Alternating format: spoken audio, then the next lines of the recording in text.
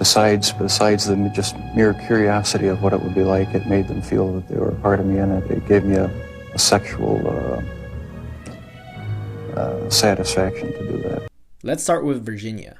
He said the trigger for his homicidal thoughts was when he saw his ex-girlfriend with another man. He then killed a prostitute because she allowed him to have sex with her. Next, Washington. We have one of the most prolific serial killers in US history. Despite having a reported IQ of 82, he was extremely meticulous in his killings. He wore gloves during the dates with his victims, clipped their nails if they scratched him, changed out his car tires often, and he would even leave cigarette butts at the crime scene, even though he didn't smoke. He was able to evade capture for almost 2 decades. West Virginia. This man is a suspected serial killer and was only connected to other murders after his death. He was killed when he struggled with his last victim, Heather Saw, and she was able to take his gun away from him.